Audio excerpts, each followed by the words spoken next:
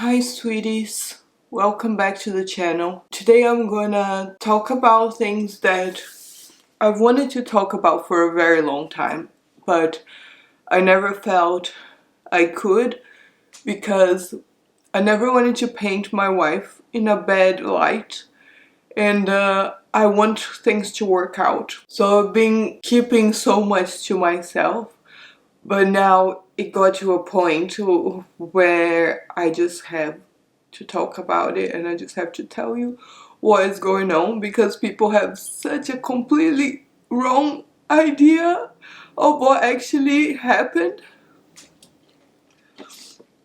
I've recently posted a video here on YouTube with my wife Eileen saying that we have an open marriage, and a lot of people commented that this looks like a desperate attempt to save the marriage, and that's true.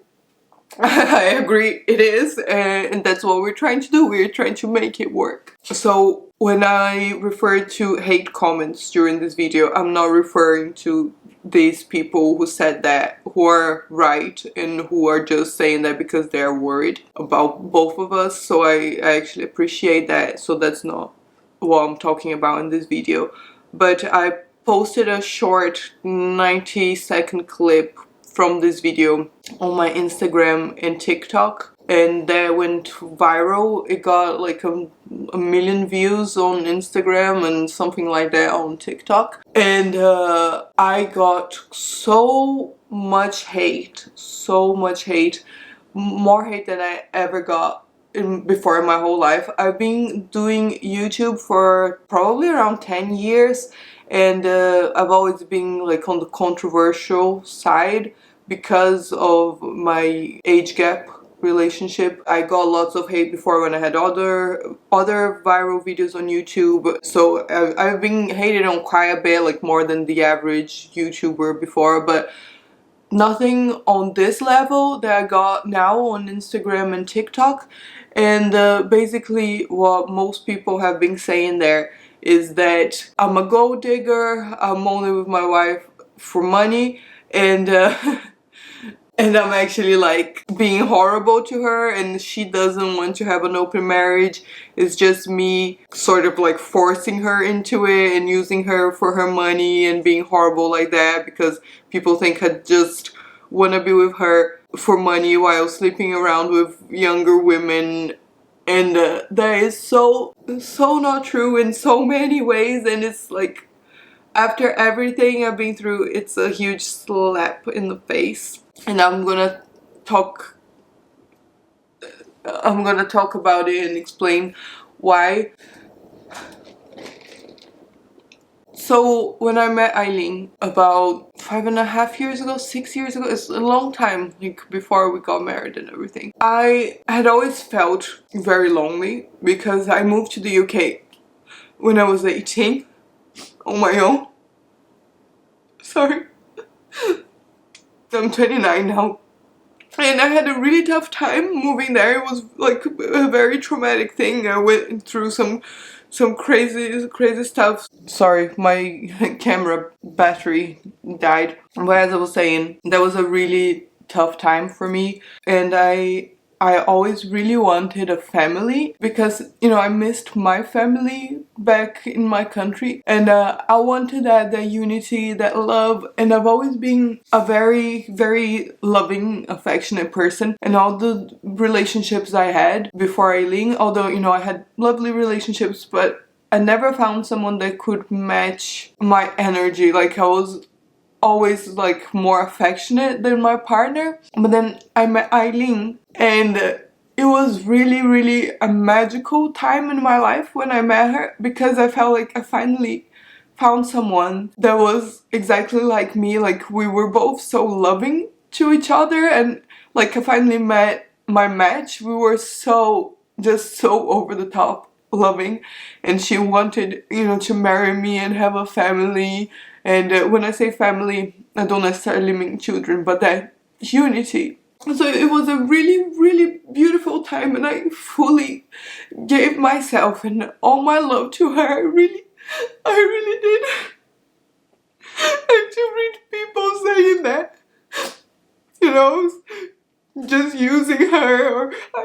after her money, which she doesn't even have. It's just it's just so heartbreaking because I just wanted to be loved.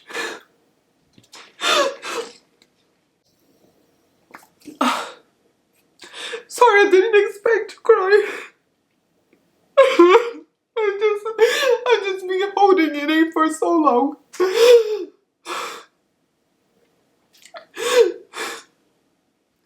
Sorry. So we moved in together and we got married pretty soon, into our relationship. I think we had been together for like a year or a year and a half. I think a year and a half when we got married. And it was the most beautiful time in my life.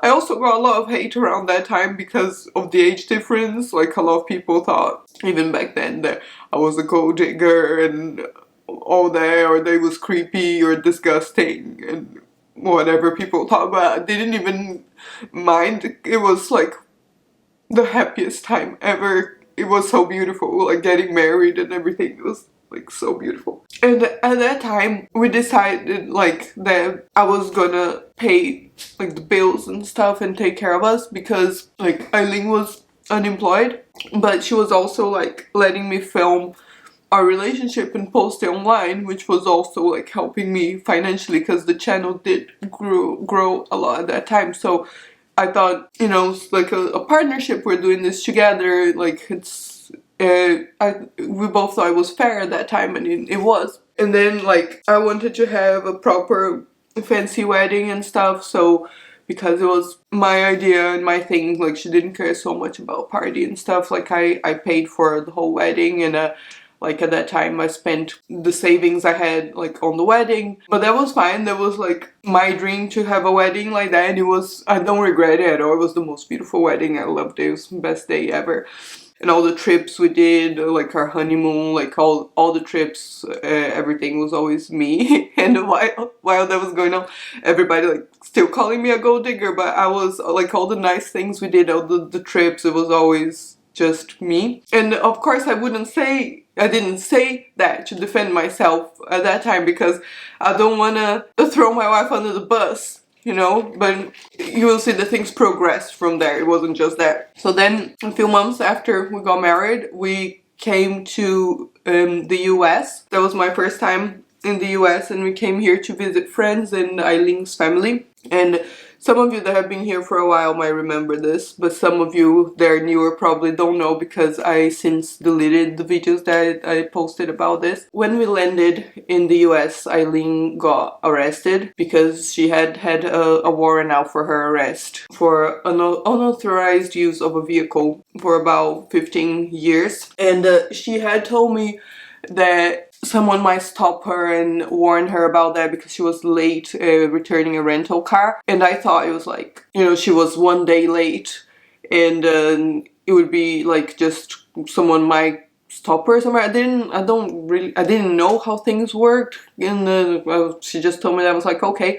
But I actually didn't know that she hadn't been back to the US for 15 years, and I didn't know it was like a proper warrant. So as soon as we landed, she got arrested, and it was so traumatic because I was completely like alone in a new country again, and my wife that I just married got arrested, and I didn't know what to do. Like, when that happens, they don't tell you anything, like where they're taking the person, like what's gonna happen. I was like, what the heck. They properly like put her in handcuffs and everything. It was horrible. So as soon as that happened, as much as I wanted to disappear, and like I always had anxiety and stuff, so my anxiety was like through the roof, and I didn't know what to do. I didn't have any money left because I spent it all on the wedding, but I was like, at this time I just need to be strong, pull myself together, and deal with it. I went through the process of like finding out what was going on and bailing her out, and my friends, I have some lovely friends that really helped me a lot at that time, like Laura, Danny and Pam, and Fazana. They helped me so much financially and emotionally and logistically. But basically I had to borrow money from a lot of people to bail her out, and more importantly to pay for the lawyer fees. Oh wait, I got the lawyer. I didn't have money to pay the lawyer, so I had to borrow from my friends. It was like thousands. The lawyer tried to get her out of jail, but then when they were gonna release her, they found out there was another warrant out for something else to do with a car, like a lease. Oh, I'm not gonna get into detail about this stuff now, like, because that's not what the video is about. But anyway, there was another warrant that I had no clue about, and she said she also had no clue about. But yeah, when they tried to release her, there was another one, so that delayed the whole thing. And then we ended up having to stay in America for 2 months to sort out the whole thing. Because, like, I used to think when you bail someone out, that's it, like, they're free. That's how naive I was. That's not how it works. You still have to go to court after to try to, like, clear your name and be set free type of thing, so you don't go back to jail or anything, and so that you can clean your record. So it was quite expensive, you know, the lawyer fees, because there were 2 cases going on for the 2 warrants, and we had to be here like 2 months, like going to court and everything to sort this out. And like I had to buy all the tickets again to go back to England, and because we were supposed to be here only for 2 weeks. I say here because I'm in New York at the moment too. Yeah, there's a completely new background. And my friends.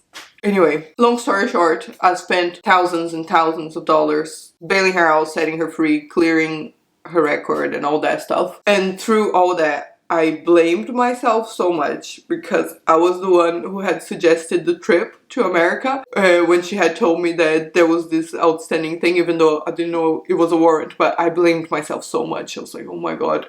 And she was also like not completely happy with the lawyer at the time, and I just thought, oh my god, everything I'm doing is wrong, and it was awful. Oh, and then people found out that she got arrested online and started gossiping around about it and sending so much hate, and then I had to make a video addressing it and explaining the situation.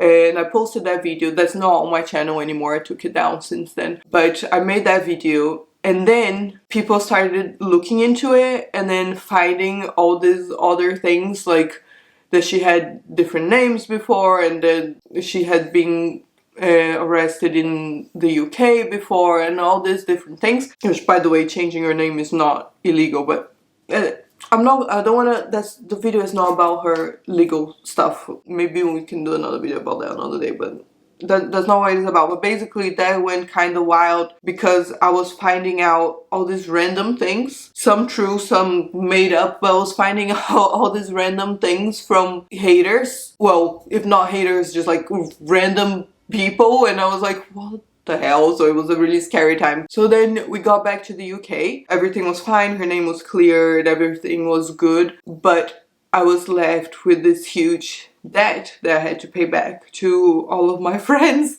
and my credit card and everything. So then I said to her, I know we agreed that, you know, you're retired and everything because you're helping me out with the channel, and you know that's work too, but I was like, would you mind, just until I pay this debt, would you mind getting just like a part-time job, just temporarily, maybe as, you know, anything, just like some reception work or anything like that, just to help out, because I had this debt now because of what happened in America. And she said no. And that really broke my heart. It made me feel like I have to deal with everything alone. So she said no, because at the time she was working on her own YouTube channel and it was going really well, but she wasn't like making money on it yet. And we had like a few arguments about it, because I was like, when I started my channel, like I didn't make money on it straight away either, like, and I had other jobs, like I worked in retail, I worked in all sorts of jobs. But she said, no, I'll just like focus on the YouTube and soon I'll, you know, make money on it, because she was getting like really good views on her channel at the time. But then like I was editing all her videos for her, and that's the part that takes the longest, you know, editing takes so much longer than filming. And I was trying to teach her editing and stuff, but like she wouldn't post if I didn't edit, but that was supposed to be like her work. Ah, fuck. So that put a strain in the relationship too, and then at one point I said I'm just not gonna edit anymore, and then that's when she sort of like stopped posting on her channel, which is a shame because it was a really good channel. She has such good story times. Like, she's so intelligent and well spoken, and she has so many good stories. Like, I think if she had carried on with her channel, she would have millions of subscribers now, because she's such an interesting person. And it was just a shame, but I just literally didn't have the time to edit my stuff and her stuff, and I didn't think it was fair. So then, like, I finished paying everybody, thankfully, but that definitely put a strain on the relationship, and I started to, like, what's the word? Resent. Yeah, I started to resent her a bit. Oh yeah, also when that was happening, while I was trying to pay the debt, my granddad passed away, and then I didn't even have money to buy a ticket to go back to Brazil to go to his funeral, because I was in debt, and that was also something like that I'll never get back. And then after that, like a few months after that, when I had finished paying everybody, I got offered to go to Turkey to get my teeth done, but like the teeth were free, but I had to like get the tickets and the hotel. And I asked her to come with me because I always wanted to like travel with her, and she loves traveling too. But like I said to her, it's gonna have to be a bit of a budget trip this time, like unlike the previous ones, like when we had gone to Brazil and stuff, we stayed at some really nice hotels and everything. So I said to her, this one might have to be a bit of a budget thing, like. And then I was looking up some hotels that were a bit grimy, you know, but I was like, you know, just going there to get my teeth done. It's not supposed to be like a fancy holiday, and it's, I don't want to like spend a lot of money now because I want to build up my savings again. But then she said if it was like that, she would rather not go. But I really wanted her to go, so I ended up booking like a 5-star hotel, and then she went. But it also broke my heart a bit that like she wouldn't go with me if it was a shitty place. Sorry.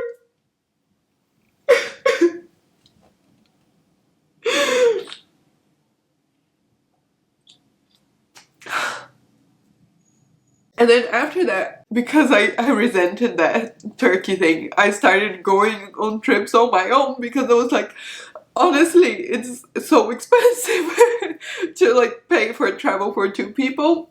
So I just, and if that's how, like, you know, if that's how it's gonna be, I'm just gonna travel on my own. So that's why I've traveled on my own so much. And I also, yeah, and then I got so much hate for traveling on my own too, because I would post anything and people would be like, oh, you're a terrible wife, you're just doing all these things without your wife, why isn't Eileen going with you? You don't care about her, you're just like leaving her at home. But I couldn't exactly come out and say, no, I'm just not taking her because all this stuff has happened and it's unfair. Because I didn't want to paint her in a bad light, but I'm so tired of it. And then the pandemic started and everything, and then we were stuck at home like everybody else.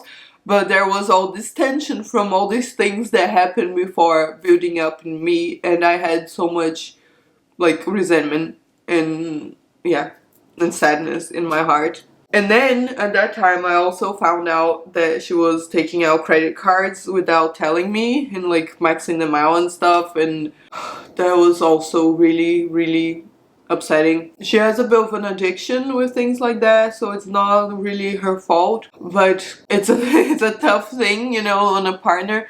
And so at some point I even said to her, like, if you don't cancel these credit cards, like, I'm gonna leave. And she didn't cancel them, but I didn't leave either. So but I had all this like resentment building up in me during the pandemic, and we were stuck together.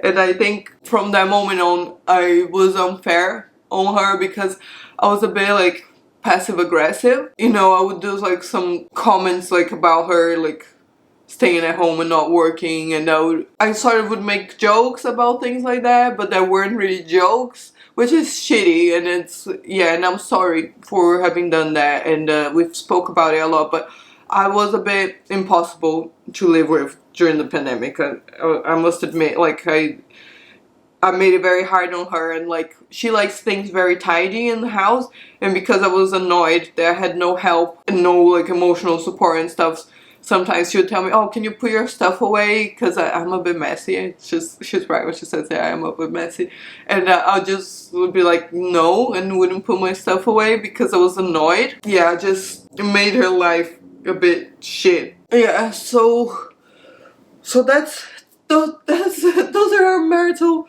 problems, basically. So yeah, I just felt like I was so alone. I just want to be like loved, and I just want that emotional support that I feel like I haven't been getting. And that's the truth. It's not about sex at all. It's not. It's really not. I know I made mistakes and I did unpleasant things, said unpleasant things to her, but I have always tried to be a good wife, and I think I've been a good wife for her. And then after going through all this, to see comments saying that I'm using her, it's just a massive, massive slap in the face. Like, knowing everything I've been through and all the financial burden that was put on me, to then be called a gold digger. Oh, there's someone vacuuming literally right outside the window. Oh, seriously? I'm here like pouring my heart out and this person is making all this noise. Can you still hear me? How noisy is it? I totally forgot my train of thought. Oh, this video is so ratchet. Like, the light is shit. There's no tripod, no bullet points to follow, no makeup. So people can Trisha paid this video because I'm sitting on the kitchen floor.